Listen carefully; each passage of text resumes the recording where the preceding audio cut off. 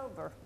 8:33 October, Breast Cancer Awareness Month, but for so many families, it is a part of their lives every day. One woman who has been touched by this disease more than once, taken on quite a project because of it, photographing breast cancer patients and survivors and their families. Alisamurray is that photographer. She joins us here this morning. Good morning. Good morning. So tell me how this started.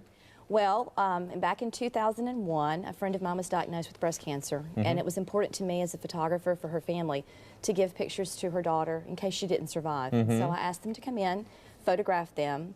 Fast forward into the future a couple of years, cancer-free, adopted a new baby, called her up and said, hey, I want to do something cool in the community. Can you gather together enough mommies to make a calendar so I can do something to give back? Right. She did. And so in 2003, Hope and Inspiration was born.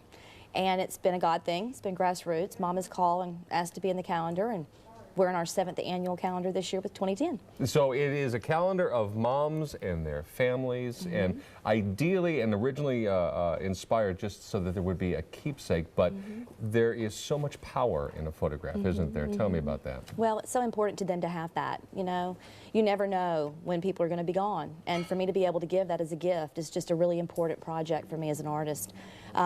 Mothers that have been in the calendar have you know, there have been several that have passed away, unfortunately, and these are the last photos that they've had with their families. So it's really an important thing to do. So as we look at some of these pictures here on the screen, how do you conceive them? Are you trying to, is there a theme for each one, or are you just trying to throw everybody together, or what? I just really want to capture their relationship.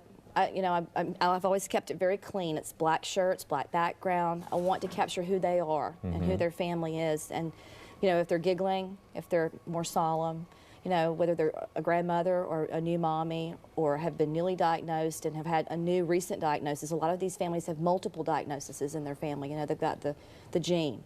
So you've got grandmother in the calendar and you've got mom in the calendar, or you've got mom in the calendar and you've got the daughter in the calendar.